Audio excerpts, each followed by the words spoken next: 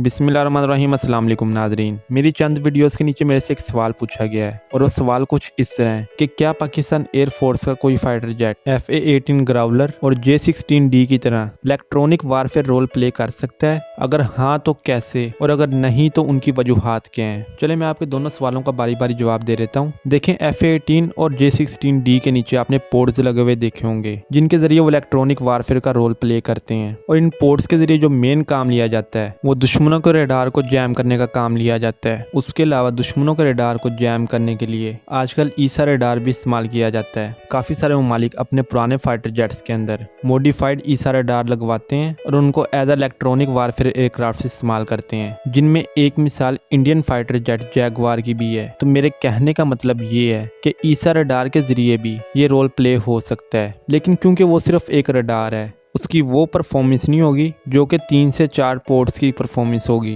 Pakistan air force के पास अभी तक कोई भी ऐसा फाइटर जेट मौजूद नहीं है जिनके नीचे वो ऐसे पोर्ट्स लगाकर इलेक्ट्रॉनिक वारफेयर का काम ले सके। अब इसका मतलब ये नहीं कि पाकिस्तान एयरफोर्स का कोई भी फाइटर जेट इतना कैपेबल नहीं है जो कि इन पोर्ट्स का वजन उठा सके। ये पोर्ट्स ज्यादा वजनी नहीं है और पाकिस्तान एयरफोर्स के पास ऐसा कोई पोर्ट मौजूद भी नहीं है। हाँ, अलबत्ता अगर पाकिस्तान एयरफोर्स चाहे तो वो चाइना से ये पोर्ट्स हासिल कर सकती है, लेकिन फिर वही बात आ जाएगी कि पाकिस्तान एयरफोर्स इन पोर्ट्स को किस फाइटर जेट के साथ इंटीग्रेट करेगी। मिराज फाइटर जेट्स तो काफी ज्यादा पुराने हो चुके हैं तो उनके साथ ये पोर्ट्स लगने वाले नहीं, और F-16 फाइटर जेट्स अमेरिका के बनाए हुए फाइटर जेट्स हैं, उनके लिए हमारे पास ऐसी टेक्नोलॉजी, ऐसे कोड्स मौजूद नहीं है जिनकी मदद से हम इन पोर्ट्स को उसके साथ कनेक्ट कर सकें, क्योंकि उन फाइटर जेट के साथ तो वही सब कुछ हो सकता है जिनकी इजाजत अमेरिका दे, और अभी तक हमने कोई भी ऐसा F-16 नहीं देखा जिसके साथ ये पोर्ट्स लगे हों, तो चाहे वो अमेरिकन एयरफोर्स का F-16 क्यों ना हो। अब ले दे के पीछे जो फाइटर जेट बचते हैं वो है F-7PG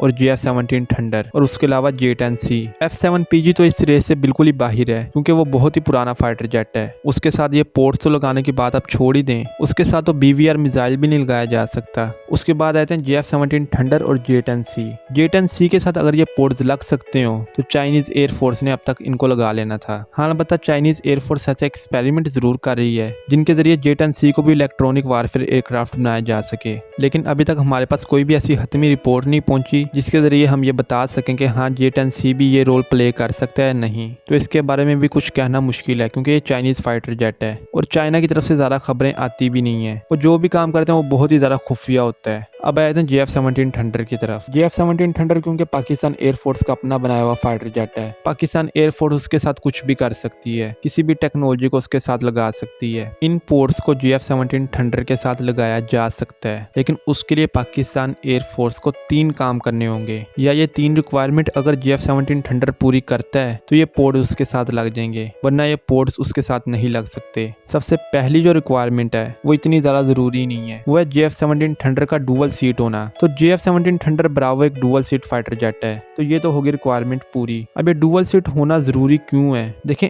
एक पायलट फाइटर जेट को हैंडल करेगा और उसके अलावा उसके वेपन्स को हैंडल करेगा, क्योंकि जाहिरी सी बात है कि आपने इस फाइटर जेट के जरिए जो इलेक्ट्रॉनिक वारफेयर करनी है वो आपने अपने दुश्मन के इलाके के अंदर करनी है, तो दुश्मन के इलाके के अंदर आपके ऊपर अटैक भी हो सकता है। तो आपको अपनी सेफ्टी के लिए या एनिमी फाइटर जेट के ऊपर अटैक करने के लिए एयर टू एयर मिसाइल्स भी चाहिए होंगे। तो जो पहला पायलट होगा वो मिसाइल्स को ऑपरेट करेगा और फाइटर जेट को ऑपरेट करेगा, और जो दूसरा पायलट होगा वो इसके पोर्ट्स को ऑपरेट करेगा। अब ये पहली रिक्वायरमेंट तो JF-17 थंडर ब्रावो पूरी करता है। जो दूसरी रिक्वायरमेंट है वो ये है कि क्या JF-17 थंडर इन पोर्ट्स को उठा सकता है, इनके वजन को लेकर हवा के अंदर उड़ सकता है या नहीं। ये तो जब इन पोर्ट्स का वजन पता चलेगा इसके बाद इसके बारे में कुछ कहा जा सकता है। अब जो तीसरी और आखिरी और सबसे अहम रिक्वायरमेंट है, देखें ये जो पोर्ट्स हैं इन्होंने इलेक्ट्रॉनिक वारफेयर का काम करना है और इनको चलाने के लिए एनर्जी की जरूरत होती है। तो क्या JF-17 थंडर का इंजन इतनी पावर प्रोड्यूस करता है कि जिसके जरिए इन पोर्ट्स को चलाया जा सके या नहीं, क्योंकि इन पोर्ट्स को चलाने के लिए अच्छी खासी पावर की जरूरत है। आप देख लें F-18 ग्राउलर और J-10D